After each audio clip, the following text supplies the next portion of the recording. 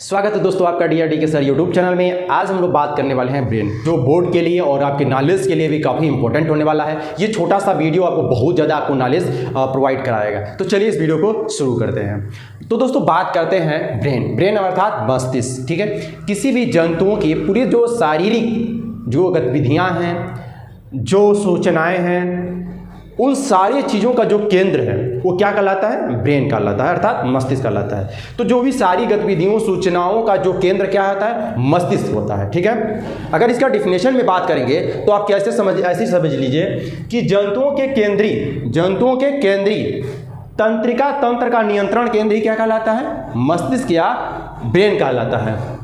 अब हम समझते हैं कि तंत्रिका तंत्र क्या है भाई। तो जैसा कि आपको ज्ञात होना चाहिए कि पूरी ह्यूमन बॉडी में 7 प्रकार की कोशिकाएं पाई जाती हैं, लेकिन लिंग के आधार पे मेल और फीमेल में एक ही कोशिकाओं का अंतर होता है। जैसे कि मेल में क्या पाया जाता है? शुक्राणु पाया जाता है, जबकि फीमेल में क्या पाया जाता है? अंडाणु पाया जाता है। लेकिन अगर बात करें पूरी ह्यूमन बॉडी में सबसे ज़्यादा जो कोशिकाओं का जो संख्या है वो है तंत्रिका कोशिका।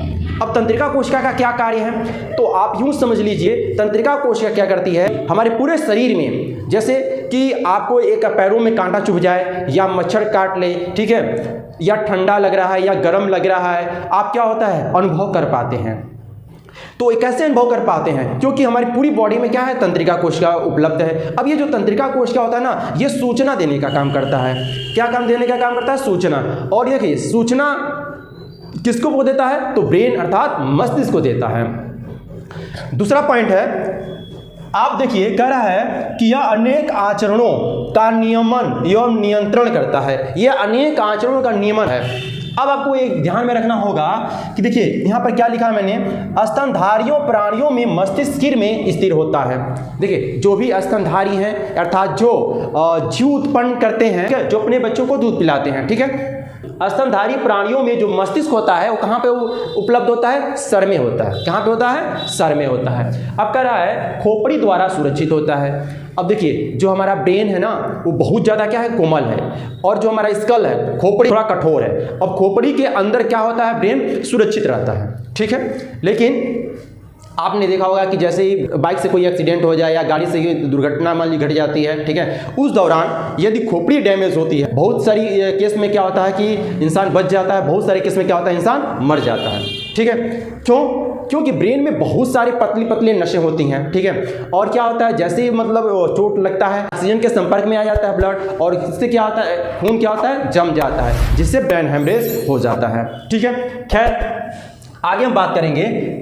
तो यह मुख्य ज्ञानेंद्रियों आँख, नाक, जीभ, कान और त्वचा से जुड़ा रहता है। हमारा ब्रेन क्या है? आँखों से, कानों से, नाक से, जीभ से, त्वचा से, ये क्या है? जुड़ा है, और सबका इन्फॉर्मेशन ब्रेन तक पहुंचता है, ठीक है। लेकिन अगर हम बात करें जैसे कि आँख हो गया, आँखों से हम क्या करते हैं? आँखों से देखते हैं, ठीक है। लेकिन जो हम देखते हैं इसका जो व्याख्या कहाँ होता है? ब्रेन में होता है। लेकिन सूचनाएं किसके द्वारा जाती हैं ब्रेन तक? तो तंत्रिका कोशिका के द्वारा जाता है, ठीक है। उसी प्रकार से मान लीजिए आपको मच्छर काट रहा है, ठीक है, तो आप क्या करते हैं? बिना देखे हाथ वहाँ पे चला देते हैं। आपके हाथ में बर्फ है, वो ठंडा गर्म का महसूस होना, ठीक है।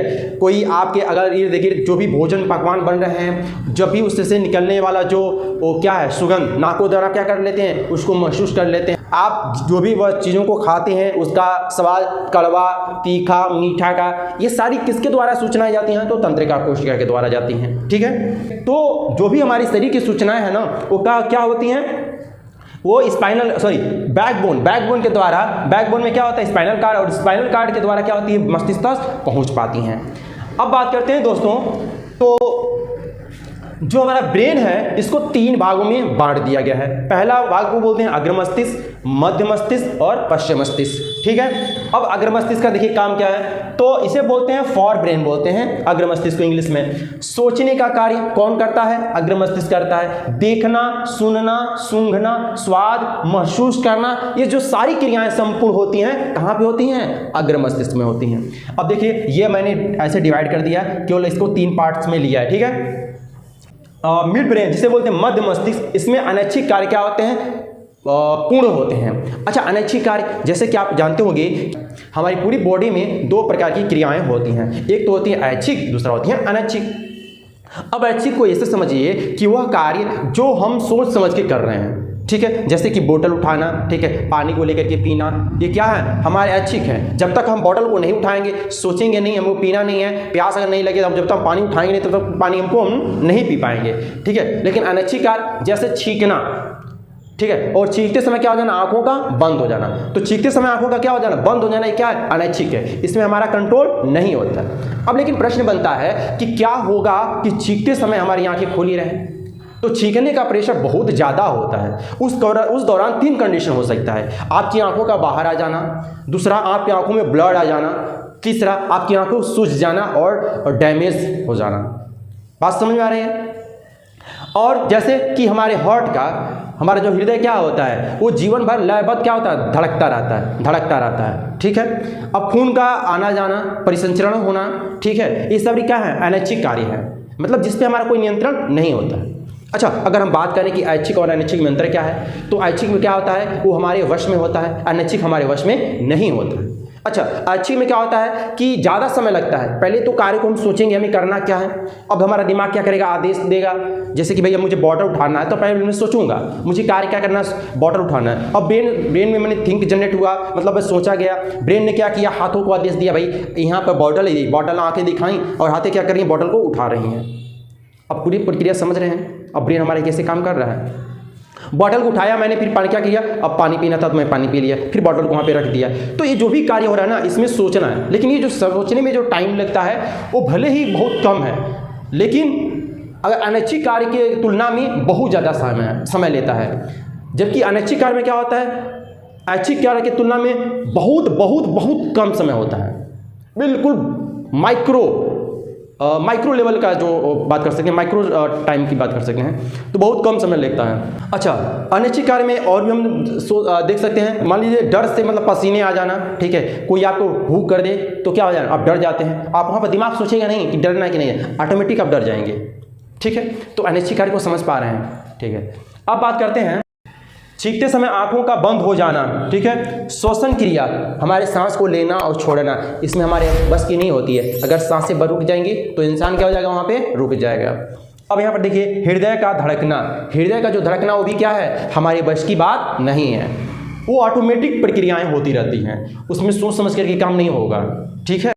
हमारा पश्चिम मस्तिष्क होता है, ये शरीर का संतुलन, हमारे शरीर का संतुलन बनाए रखने का काम करता है। कि जैसे आपने देखा होगा कि जो छोटे बच्चे होते हैं पहले उन्हें ट्रेन करना पड़ता है, भाई चल कैसे चलना है, कैसे नहीं चलना है। लेकिन क्या, जैसे हमारा ब्रेन डेवलपमेंट हो जाता है, अपनी बॉडी को संतुलन बनाना चालू कर देता है। तो शरीर का संतुलन, कार्य में परिशुद्धता, कोई भी कार्य कर रहा है ना उसमें परिशुद्धता लाने का। जैसे सीधी रेखा में चलना, जैसे आपको चैलेंज कर दिया है सीधी रेखा में चलना है, ठीक है, तो ये जो सीधी रेखा में अब चलना है ना, वो किसके द्वारा पॉसिबल हो रहा है, तो पश्चिम मस्तिष्क के द्वारा पॉसिबल हो रहा है। सीधी रेखा में चलना, पेंसिल उठाना, साइकिल चलाना, ये किसके द्वारा संपन्न हो रहा है, बैक ब्रेन द्वारा, अर्थात पश्चिम मस्तिष्क के द्वारा। कि जो पूरा हमारा जो संपूर्ण ब्रेन है 2 भागों में बांट सकते हैं। कैसे, एक होता है सेरेब्रम और एक होता है सेरिबैलम। अब जो सेरेब्रम जो है ना, ये हमारे पूरे मस्तिष्क का 83% हिस्सा होता है, और ये क्या होता है, ये सारे अग्रभाग क्या होते हैं, सेरेब्रम कहलाते हैं।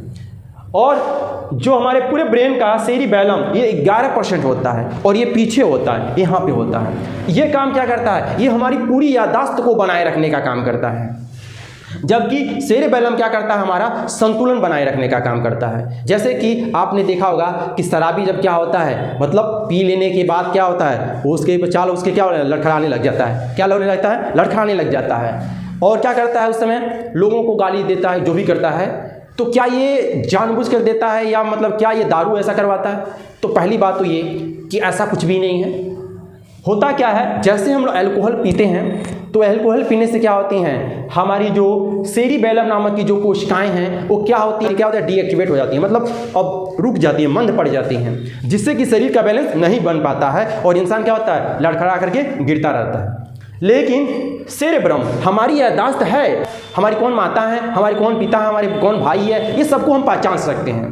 तो इस स्थिति में यदि कोई शराबी पी करके ऐसी हरकत कर रहा है तो उसकी बदमाशियाँ हैं, ठीक है। मेरुरज्जु है या मेरुदंड कह सकते हैं। मेरुदंड में होता है स्पाइनल कार्ड, ठीक है। अब स्पाइनल जो कार्ड होता है इसमें 33 खंड होते हैं। कितने खंड होते हैं, 33 खंड होते हैं। मेरुरज्जु में धूसर नामक द्रव्य होता है। मेरुरज्जु में क्या, देखो मेरुदंड में होता है मेरुरज्जु, मेरुरज्जु में होता है धूसर। धूसर नामक जो द्रव्य होता है वो चारों तरफ श्वेत द्रव्य से क्या होता है, घिरा रहता है। कि बैकबोन जो है ना हमारा सेतु का काम करता है, किसके, मस्तिष्क और तंत्रिका कोशिकाओं के बीच में। अच्छा, स्पाइनल जो कार्ड होता है ये भी हमारे ब्रेन की तरह ही काम करता है। इसके द्वारा प्रतिवर्ती क्रियाएं होती है। कौन सी क्रिया होता है, प्रतिवर्ती क्रिया, प्रतिवर्ती क्रिया। अच्छा, प्रतिवर्ती क्रिया मतलब जैसे स्वादिष्ट भोजन को देख करके मुंह में पानी आ जाना, आंवला, कच्चा आम, खट्टा पदार्थों को हम जब भी देखते हैं तो मुंह में क्या आ जाता है, पानी आ जाता है। तो ये किसके द्वारा नियंत्रण होता है, ये किसके द्वारा संभव होता है, तो ये होता है बैकबोन के द्वारा। देखिए अब गले से जितना हमारा भाग होता है ना, जो बैकबोन से अगर देखें यहाँ से, तो ये जो हिस्सा होता है इससे हम लोग ग्रीवा बोलते हैं, और यहाँ से लेकर के नाभि तक की जो बैकबोन का जो हिस्सा होता है उसे बच्छी बोलते हैं, और नाभि से लेकर के कमर तक जो होता है उसे कटिपरक बोलते हैं, और जो उसके नीचे होता है जिसे कुल्हा बोलते हैं, कुल्हा में जो चीज धंसा होता है उसे हम लोग श्रोणी कहते हैं। तो आई होप इस वीडियो से आप बहुत कुछ सीख पाए होंगे। यदि वीडियो पसंद आया तो वीडियो को लाइक कर दीजिए, चैनल पर पहली बार है तो चैनल को सब्सक्राइब कर दीजिए, और हाँ अपने दोस्तों में शेयर करना बिल्कुल मत भूलिएगा। मिलते हैं एक नई और इंटरेस्टिंग वीडियो के साथ। वीडियो देखने के लिए आपका बहुत बहुत धन्यवाद।